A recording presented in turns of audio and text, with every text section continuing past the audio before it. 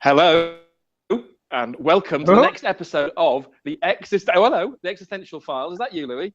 Hello, is there anybody there? Is there anybody there? Oh, something. Sorry, I couldn't resist that. Probably not. But why do you ask that question, Louie, on this day of all days? Well, we are joined by a special guest, someone from my past. I don't know. Did you ever work with this person, Matt? I don't know. Not work. No, I knew of. We're going to say the person's name. No, we're just going to. It's a mysterious. Mysterious voice. We shall not. You have to give a mystery voice. We are joined by Anne Winsborough. Anne, do you want to introduce yourself? Yes. Hello, both of you. I'm basically a ghost buster. Well, that's not quite true. I started off looking for ghosts, going round haunted houses, that kind of thing. Following on from that, I did a psychology degree, and I'm currently about 2/3 of the way through a PhD looking at electronic voice phenomena. Fantastic. So I'm going to butt into you. Go on then, for fuck's sake. Go on then. You asked me whether or not I'd worked with Anne, so I think I'm going back to probably even your first degree days then, Anne, if we're talking about some of the stuff with parascience and you're doing some of the ghostbustery stuff then. So we're going back pre-psychology degree and pre-PhD. So I wanted to say that. So, Louie, do you want to kind of go back to the ghostbustery stuff, or should we go into this EVP malarkey? Well, let's do a bit of both. I mean, I was just going to clarify that, this isn't a parapsychology podcast, but, Matt and I both have our background in parapsychology. So, we're going to chat about these things. But should we talk about ghostbusting? I became a parapsychologist partly because of Ghostbusters, I would say. Didn't you say the same thing, Matt? Well, I remember seeing the film, and actually I was more taken by the so-called lab-based stuff where he was there doing these kind of ESP tests and, pretending to do a real ESP test, but in a lab, where I was less interested at the time in terms of so-called ghosts. But again, the areas of interest that probably links all three of us is where particularly the TV folks and the media, they want to sort of do stuff on ghosts and the paranormal, and it's in that area where they usually come to the academics or people to say, okay, we want people who actually do this stuff for a living. And whilst I never really had done it for a living, it was broadly in the area of paranormal, and like most of us, we're all intrigued by the idea of ghosts and whether they may actually be real, and do they signal something that after we die something continues. So Anne, from your experience then, do you feel as though you've come across any cases or phenomena which could be indicative that ghosts are what they appear to be, something like apparitions of the dead? I don't think we can ever say that they're apparitions of the dead as such. It will be fantastic to know if there is something that goes on after death, but honestly, I don't think we'll find it in this life if there is something. I have definitely seen things that's very unusual and I can't yet explain, which is what keeps me looking. I want to know what causes these. Now, I do have a problem with parapsychologists ghost hunting. Because I don't think the majority of parapsychologists have the skills to go ghost hunting. It's a completely different discipline and requires a completely different skill set that I think most parapsychologists don't really have. I include myself as part of it because it involves a lot of things like the ability to scientifically measure stuff, a knowledge of physics, a knowledge of all sorts of things that I don't think psychology-based disciplines really have. So I get a little bit annoyed when parapsychologists go out ghost hunting. So I was going to ask you then, because you did describe yourself as a ghostbuster stroke ghost hunter, as opposed then to a parapsychologist. Would you describe yourself as a parapsychologist? I suppose technically I am, because that's what I do. I do it in an academic way, but I'll always first and foremost be a ghost hunter. In fact, it was probably at the conference in Liverpool that I started on the path. I remember vividly that me and Steve went along to the conference and we were very interested, but then afterwards we were very much, I felt, regarded as the ghost hunters who haven't got the academic background, which annoyed me enough that I went out and got the degree. And then following that, many of the people in the SPR said, "Oh, have you got your PhD yet?" Which annoyed me so much that I started on the PhD. So I only actually went down the academic path because people kept really pissing me off, really. And so should we just clarify that that's the conference that you organised, Matt, at Liverpool Hope? So we're talking about conference. Yeah, it took place in 2005, and I'm not sure if we had referred to in the past, Louie, because it's the one in which you had your actual epiphany, or one of your ones where you realised that parapsychology was all a bit of a waste of time. Well, that was the moment I quit parapsychology. Yeah. That was the moment. And so you quit and I started. But also, but maybe out of annoyance at people. So Louis thought, "Oh, there's all a waste of time. I'm not bothering listening anymore." And I'm thinking, okay, well, these so-called parapsychologists, and I hear what you're saying, Anne, because I do think there's something about people who are broadly within the area of academic parapsychology who have this idea that, oh, we want to be considered as real scientists, and therefore ghosts and ghost busting and ghost hunting and that kind of stuff, that's not real science. That's what the media would see us do, but we don't do that. And that's why even parapsychologists have this idea of, oh, we see ourselves as not doing that. We're doing lab-based science type stuff that can be easily distinguished from that stuff. So that's probably what you were maybe seeing, and I suspect you may still see. And then similarly, the SPR folks, so that's the Society for Psychical Research, who would see themselves as being one of these learned societies that explore this kind of stuff, is saying, well, we actually want to bring the ghost busting or the ghost hunting or searching for apparitions or understanding them as within the broader realms of psychical research, and they would see that as being alongside parapsychology. So would you therefore see yourself, Dan, as being a psychical researcher? I usually call myself a psychical phenomenologist. Ooh. That's going to be a good word for if you have two words for Scrabble. Psychical phenomenologist. So why those two words? Because I look at people's experiences of the paranormal. I take them at face value, and then I try and work out what's going on in those experiences. For me, the fundamental question has always been, is there life after death? Well, I decided a while ago that I'm not going to be able to answer that. So I want to look at what people's experiences are. What are they experiencing? How are they experiencing it? Why are they experiencing it? And the bits that I can't explain, for me, are always the fascinating bits. I mean, I've seen and experienced things that to this day I think, well, I haven't got a clue how that happened.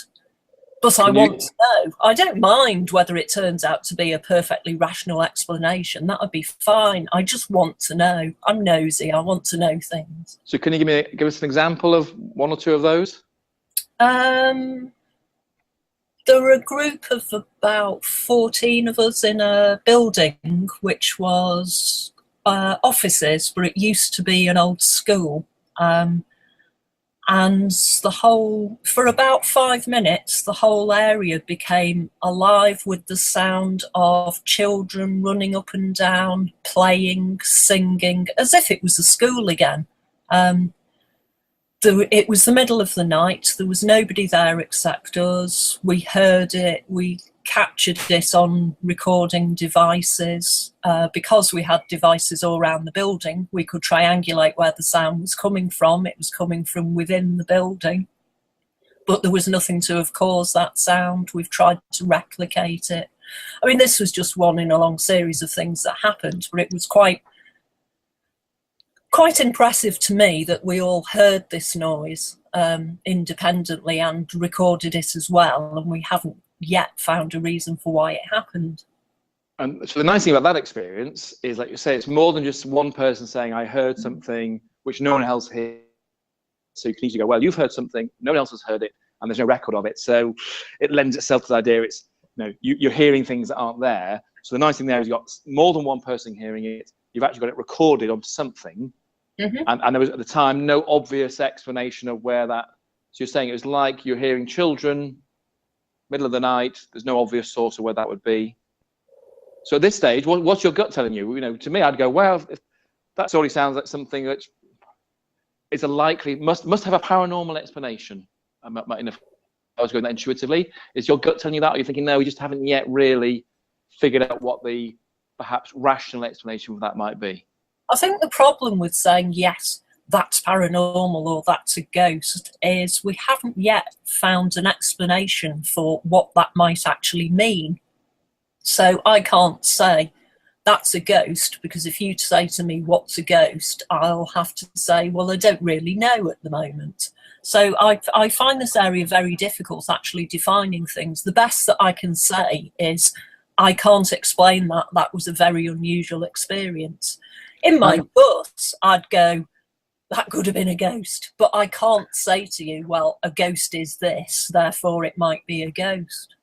And if you don't mind me asking, Anne, so would you favour, though, I mean, if you're hearing voices of children in a place that used to be a school, I mean, I think it would be a kind of a bizarre hypothesis that, you know, some kind of the soul of all those school children are somehow there. So would you favour a kind of naturalistic recording explanation as opposed to a kind of a little bit of heaven is a daycare centre?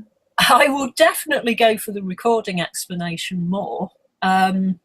Again, we haven't actually managed to replicate that in any way, so it's only a hypothesis at the moment. But I personally have a problem with the idea of people wandering around after they've died. I can't think of anything worse. If I die and spend the rest of my time wandering up and down with people saying, can you hear me? Push to the table if you can. And that's my idea of hell, really.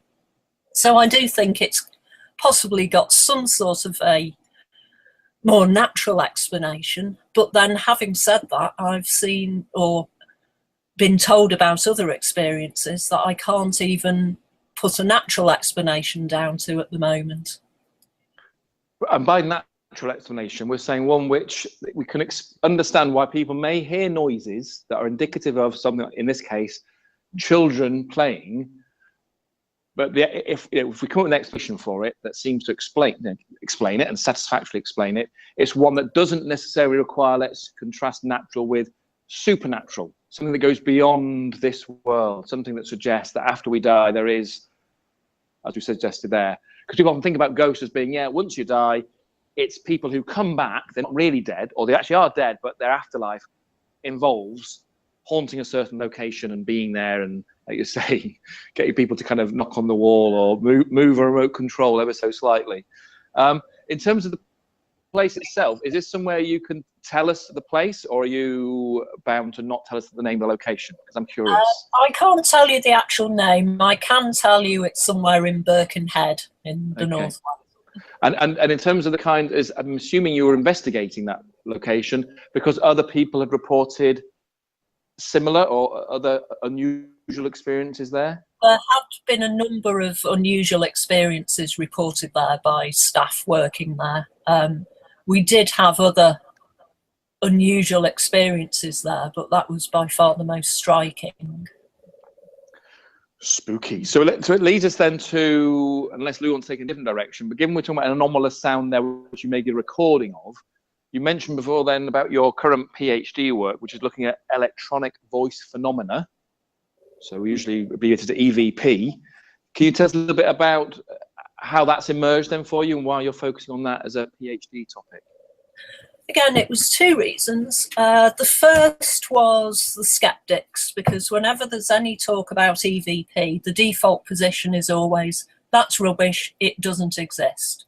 And skeptics have been asked, well, why don't you look at it? There's no need to look at it. It's rubbish, it doesn't exist, which struck me as a fairly unscientific way of approaching something. You can't just say, that doesn't exist when people are reporting something without looking at it and finding out, is there something there or not? Are they genuinely mistaken? The other side of it was there's been research going on for years and years looking at EVP. But in recent years, the ghost hunters have got hold of it. And they've started using techniques that are in no way scientific at all. I'm talking about ghost boxes. Basically, it's a radio that sweeps between the stations, and the idea apparently is that the spirits will stop it at fragments of the radio stations that will build up words and messages, and therefore the spirits can give you messages that way. Now, there's thousands of these clips on YouTube, and if you listen to any of them, they bear no resemblance to anything that makes any sense whatsoever. So I wanted to know, why do people believe in this? Why do people think they're talking to the spirits and getting answers when they're patently not? And by mentioning things like YouTube there, then it takes us very much into this modern world where now, of course, so you're saying the things that people are playing on YouTube are recorded through, it was always so-called ghost boxes? Yeah. So there's a particular device devised to try and do this kind of thing? That's right. It did strike me that it's very much in the old days of ghost hunting, you had people going out and they went with mediums, and the mediums said they could talk to the spirits and they'd relay messages. Well, this is a way of people who haven't got this apparent ability to talk to the spirits. It's a way of them being able to talk to the spirits. They can go out with their ghost box and say, I'm talking directly to the spirits. But the methods they use are nothing like the methods that were traditionally used to get EVP. Because, again, in this day and age, it's very much, I want results and I want them now. So you used to have to sit down, do EVP on the same day of the week, every week for months and months, and then you might get results. Whereas nowadays, people want to say, right, I'm going out on a ghost hunt tonight, I'm going to talk to the spirits. Give me something that will let me talk to them now. So it seems to be fulfilling this, some sort of need in people to want to talk to the spirits, and they always use the word proof. I've got proof of the afterlife. Well, I strongly suspect they're trying to prove it to themselves rather than anyone else. But and like you said, with things like YouTube and so on, it's another social media. It's so much easier now to share these things and produce something without too much effort. And it's, you therefore got a whole load of these things being put out there as though people are saying, look, I've got evidence of something, I've got something interesting going on here, but in actual fact, there's nothing of interest, really, maybe. So the PhD work itself, is that part of it? Looking at those kind of clips and seeing how people make sense of them? What's the kind of main research question, as it were? Right, at the moment, what I'm looking at is what makes people think they're hearing things and what makes people more likely to think that they're hearing things. So I'm looking at all different personality variables. So it's very much following along in the tradition of paranormal believers, but looking at people who practice EVP as a group, which was my first problem, trying to define what an EVPer was. But I think I've cracked that one. So I've been, as well as all the psychological questionnaires, I've been getting them to listen to sound clips and see who's more likely to think they're hearing things in the sound clips. And I'm going to be looking in my last study at whether there's any difference. There's a bit of work, I always have to look this up, I can never remember the difference, the words for this one. There is some evidence that there's a right hemisphere advantage for actually making associations when it works in visual fields, and it also works in auditory fields. You're more likely to, if you're using your right brain, which is your left ear, to make these connections and come up with sounds and words that aren't actually there. So I'm trying to do that in an experimental way using signal detection theory and playing sounds and words at people from different directions and see who's more likely to actually come up with something. Interestingly enough, so far in the early experiments, people who've got really high paranormal belief, as you might expect, they tend to come up with things that aren't really there. Skeptics completely ignore everything, even when there is something there. And the people who are the most accurate in all this are the people who've got a mild level of paranormal belief, because they seem to be most open to actually hearing things that are there without putting any sort of spin on it. So it seems that a mild level of paranormal belief is actually quite advantageous for processing sounds and images. Sounds good. And I'm not sure it's just me as well, but given that we are talking about EVP and so on, this is on this particular recording, I'm not sure if it's EVP. I'm hearing lots of other noises though. I'm hearing lots of pigeons. Well, you interpret it as pigeons, but I'm hearing definitely some kind of buzzing at times. so let me check with our resident resident skeptic. Right. Louie, what's happening here? My cat has the loudest purr in the history of cats. Okay, so we're hearing a purr. I've shooed her away. She's looking at me as if I've hurt her. She is leaving the building, so hopefully that annoying purr will disappear. So so I was hearing something like that, but so that's interesting. So is that, but then of course Anne was interpreting it as pigeons already. See, we're adding an interpretation to it. But I'm also hearing some other kind of echoing sound. So I wasn't sure. I'm assuming it's to stay because we're in 3 different locations and recording, in different ways. But so there was some external sound anyway.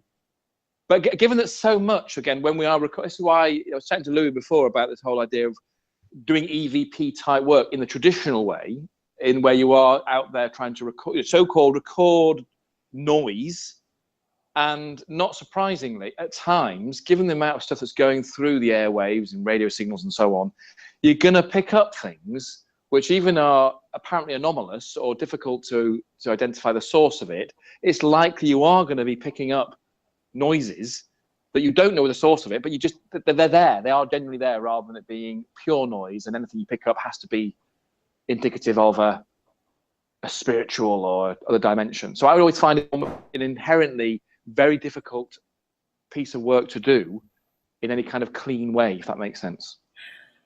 It is. There are some people who have carried out experiments in controlled laboratory conditions and are apparently still getting voices, and they're not the stuff that you hear on YouTube where you hear a bit of a bang and someone says, "It told me to leave the building." These are actual voices saying very distinct words. So I still think there is a phenomenon there that needs looking at, but I certainly think it's separate from all the stuff that's going on in ghost hunting and the media nowadays. I mean, the thing, if I can have a word in edgeways, I mean, the thing that pops into my mind really is apophenia, and I think this is a phenomena that is running through the course of this podcast, in terms of there is a human disposition to. So the word again, apophenia. Apophenia, which is different from quadrophenia. It's different from quadrophenia, and it's the finding. I mean, this is a conclusion I came to in my PhD, was that I think my feeling is that we have a natural tendency to find connections, and this is an evolutionary heritage. It's partly what we do, look for connections between things. And that a lot of these paranormal phenomena that people are studying are apophenic phenomena. So and I mean, I loved EVP. I remember when I was 17, 18, I remember going to Chris French and saying, I want to do my PhD on EVP, because definitely it's an interesting phenomena. I remember Chris saying, no, you're not doing that, do something proper. So I had to do something else. But was he one of the skeptics who would say, don't do that, it doesn't exist? I don't think if my recollection is that Chris said to me it was going to be too difficult to do a research project on it. So it wasn't going to be easy to find questions that you were going to investigate. So I decided to do something else. But and I've heard. I mean, I remember with a dictaphone, I recorded some sound.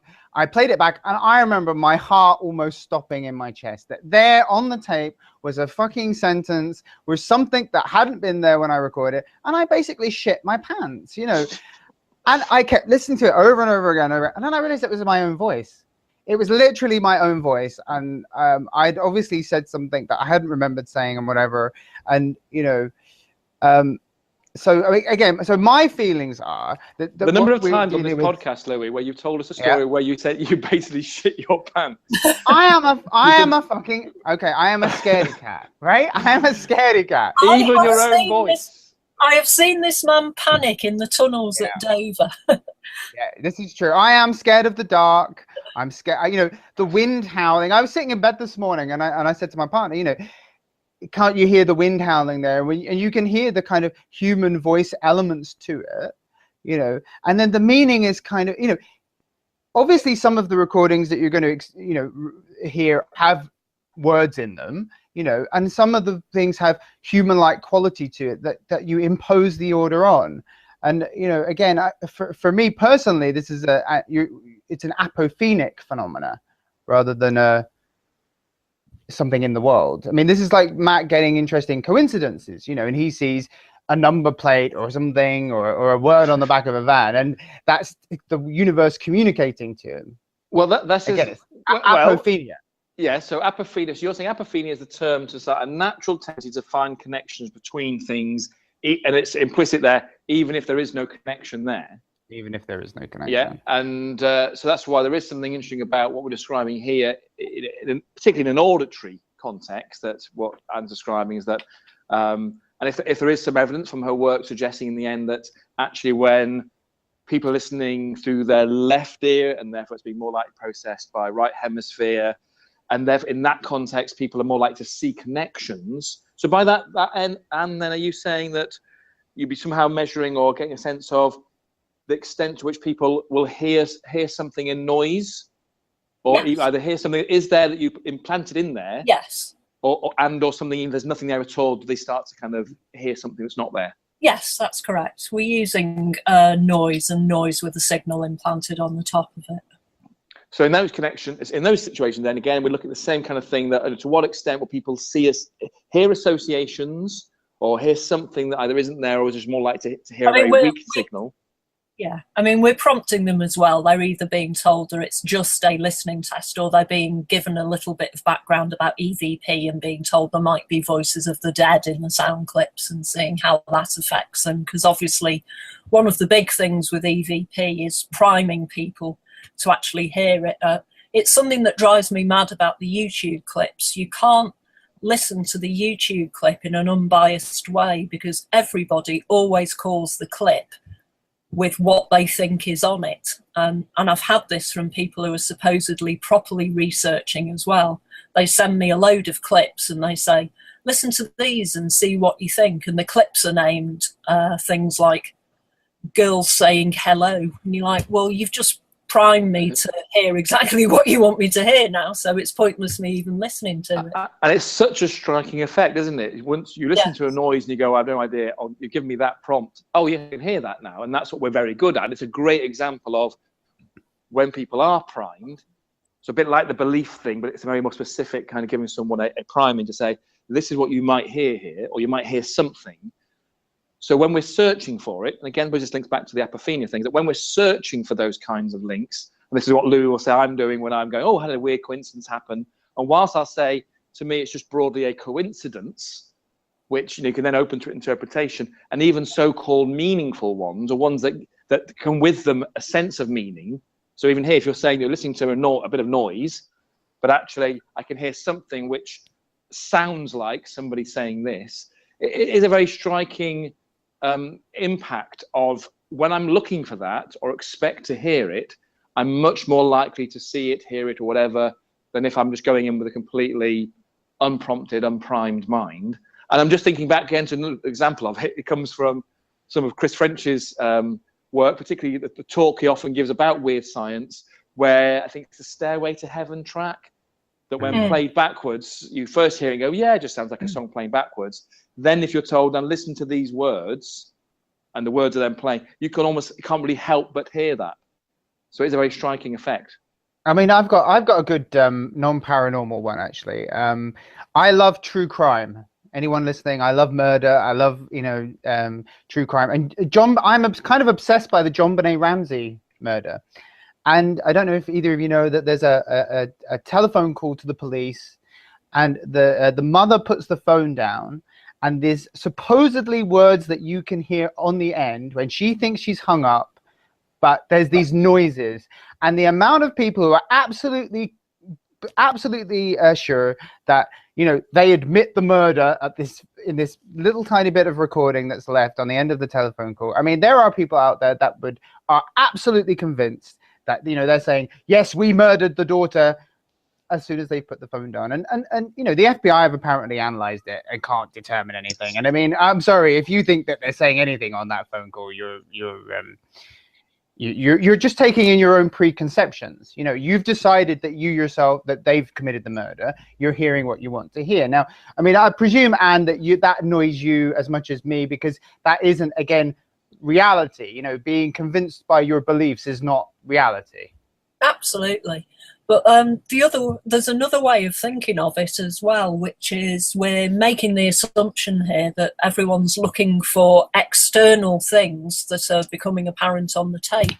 What if it's actually more internal? It's more of a PK effect.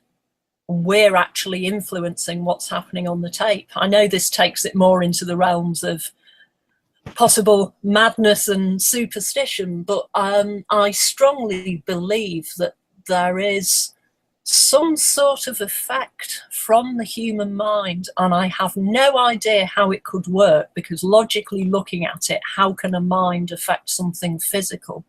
But again, I've seen and experienced things that make me think we can somehow affect the environment in ways that we don't yet understand. And maybe where we are hearing proper voices on the tape, it's actually coming from us rather than from dead people wandering around making things on tape, or us just misinterpreting things. Because there's definitely voices you can hear on some clips that aren't a misinterpretation of a bit of sound. They're definite loud voices saying things.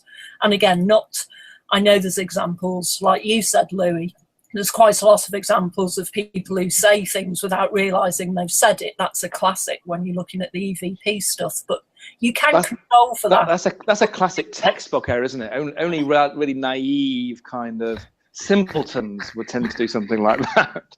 That's what I've heard anyway. I had only had the dictaphone about 5 minutes, right? I'm sorry if I made a mistake there.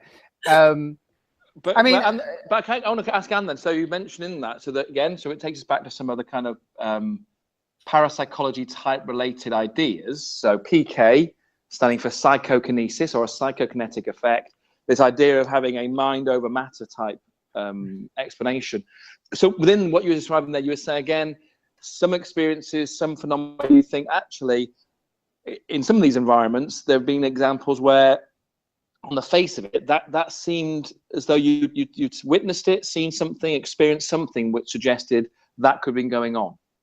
Is that what you're saying? Although I think Anne's saying, you saying micro PK though, Anne, aren't you, rather than macro PK? Not necessarily. I've seen a number of apparent haunted cases where we've been called in, and it always seems to be people report things have suddenly started happening in the house, and when you go round, there's social problems, the family's been fighting, they've fallen out, they're having problems with debt, that kind of thing, and all this intense emotion. You can actually physically see things happening. People report, oh, the doors were slamming, the lights were going on and off, but I've actually witnessed this where people are in the middle of an argument and things start happening, and you can say, yeah, that would have happened, that was a breeze, but we can look at these things and go, well, actually there wasn't, and we've measured that and there wasn't. And I've seen things happening that make me think, well, how can that have affected that? I mean, I'll tell you this one, you can believe me or disbelieve me, I've got absolutely no way of proving it, but a sock levitated itself, threw itself past my face and landed on the floor the other side of me. And there was only me standing there watching it. And I've had the same thing happen with a teddy bear that lifted itself off a telly, levitated itself across a room and ended up on the floor with nobody there apart from me. And I can't explain this yet, but I think there's something interesting to look at. In fact, I think I spoke to you about it, Louie, at Bolsover one. I was trying to think of a way of testing this in the laboratory, but we couldn't think of an ethical way of provoking people enough to try and create some sort of effect. And what we're describing there, then, is what, again, many people might see as poltergeist phenomena, Exactly. which, if I remember my reading of this stuff years ago, would be by some labelled as RSPK, which I think was random, spontaneous psychokinesis. Recurrent spontaneous. Oh, recurrent, was it recurrent? Yeah, makes recurrent. more sense, because often some of the ideas there, and again, now almost, I'm going to say traditionally, or whatever the term we might use to say that we often, and there are plenty of books and films written about this idea that poltergeist phenomena are often described as being centered around a person. So as opposed to the idea of locations being haunted, there's something about a particular location that if anybody goes to this location, you've got a chance of experiencing something because it's something to do with that place. Whereas poltergeist type stuff, it's often been interpreted as though, oh, it seems to follow a particular person, often a child going through puberty, again, through a lot of emotional turmoil. So if you've had some experiences where, again, you've had at least phenomena which haven't been easy to explain, and we're talking about those kinds of striking phenomena of stuff moving, and you even use the term levitating, which suggests it didn't just kind of fly across the room as though somebody might have thrown it, which is what a lot of stuff looks like. You feel as though it moved in such a way where that didn't seem like a likely explanation. If there'd been anyone there, I would have put it down to someone moving it, but there wasn't anyone there, which is what has left me slightly perplexed.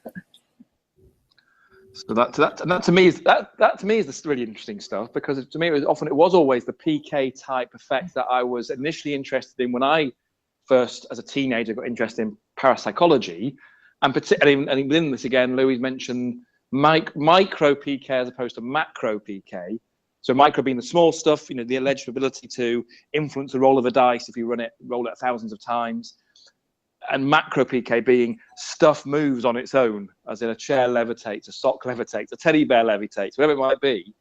Things move, which the naked eye can see that, and you don't need to run some kind of statistical analysis to determine it. So that's the stuff that still fascinates me. So why I'm always interested in people like yourself who have very open to give an explanation, say this or the story, this has happened. I don't know what caused it. I'm always trying to look at ways in which there might be a normal explanation for it.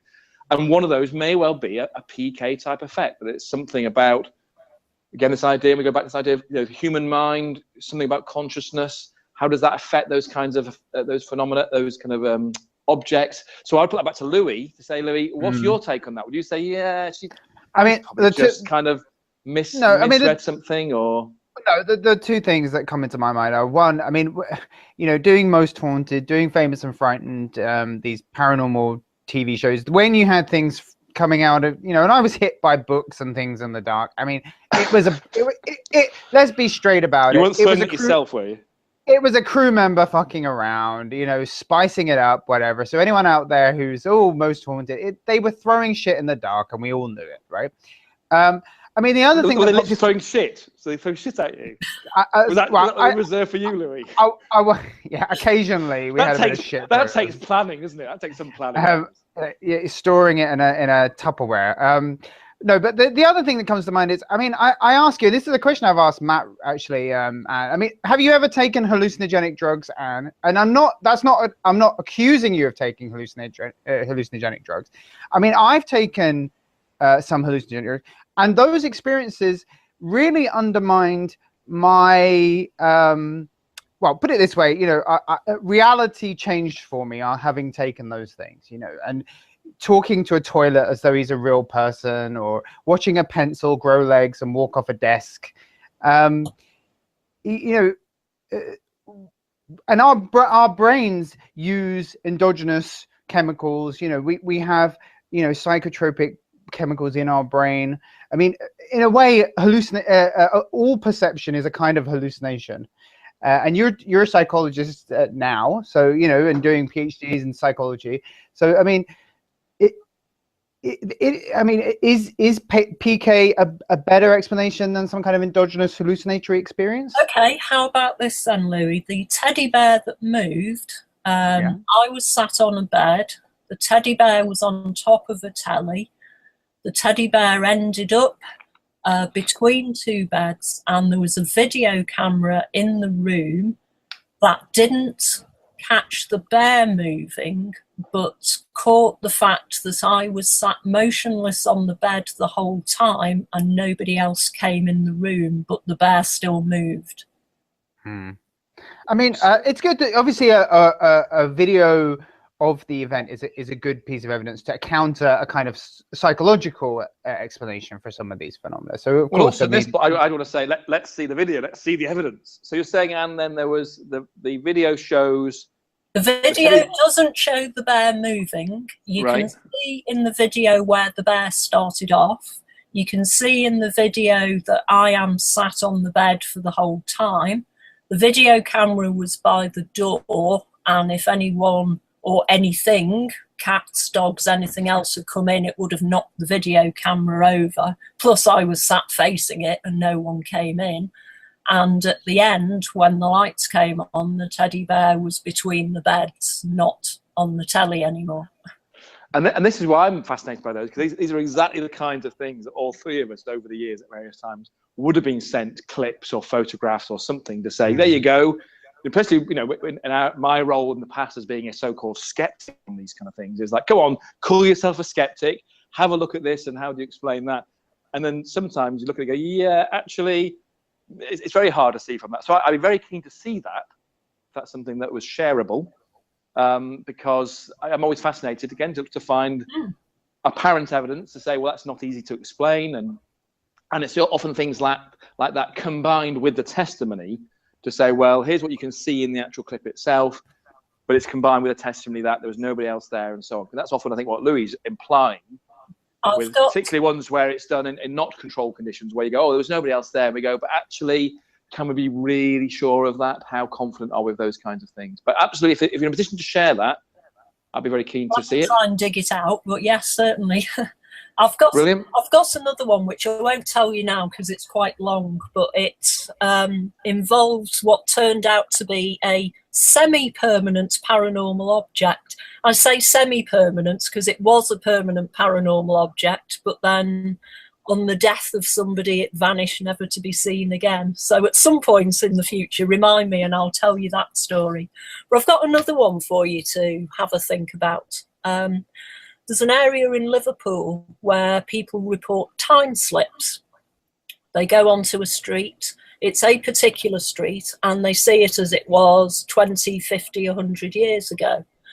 While they're walking down the street, everything seems to be where, when they look it up later, they were at that time period, but the people they see are also looking at them strangely.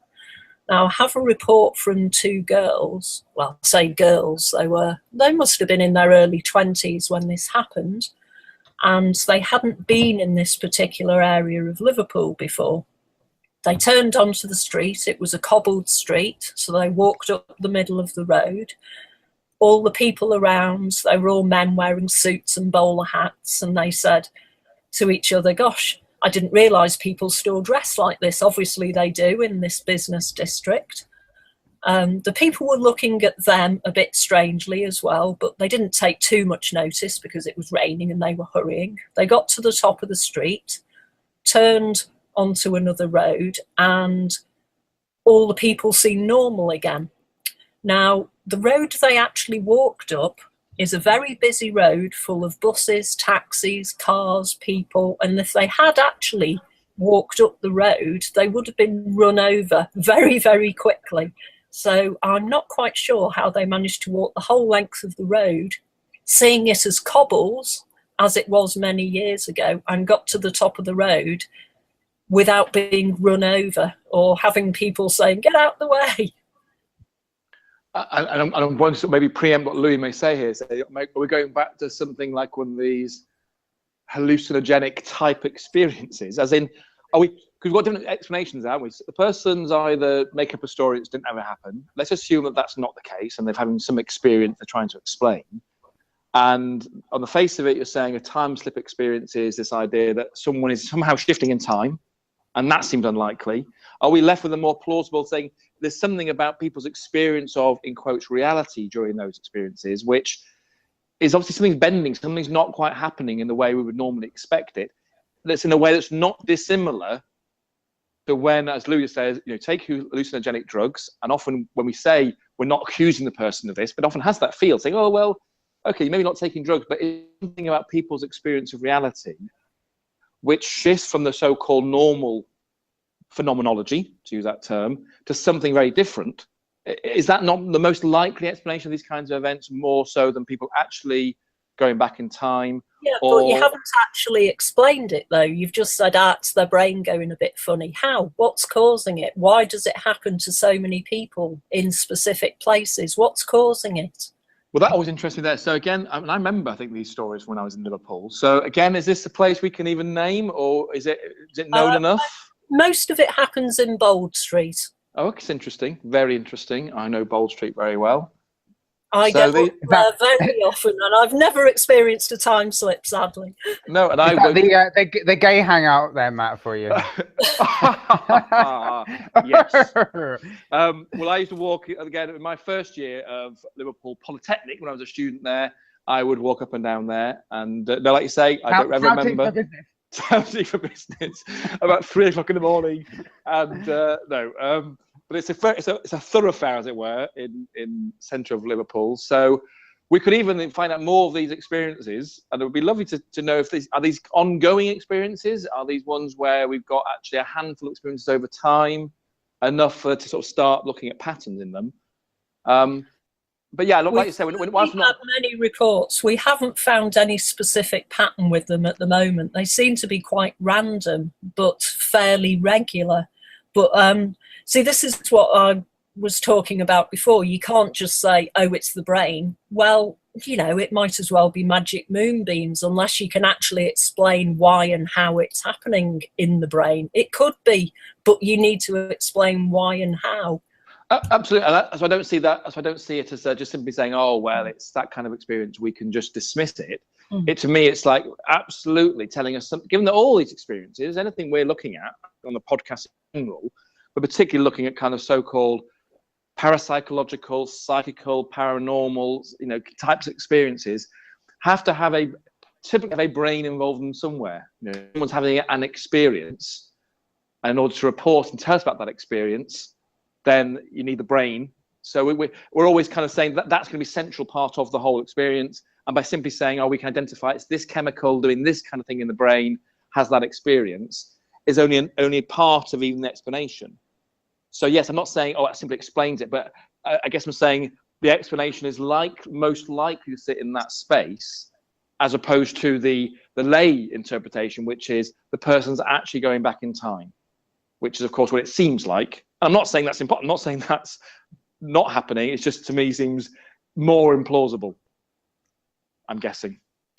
And given we're all going quiet, on that note, I think in terms of time-wise, we may have to draw things to a close anyway. So I want to say unless, Louie, you want something to bring up on this last bit? No, I mean, the only thing, very, very quickly, the only thing that comes to my mind is that, for me, the universe is a very weird, bizarre place. And again, the idea of walking down, apes walking down the street going, hey, I'm a person. I mean, that for me is fucking crazy anyway. So anything else that happens above and beyond that is, crazy on crazy on crazy. So that's my contribution to the end. Thank you, Dr. Savva.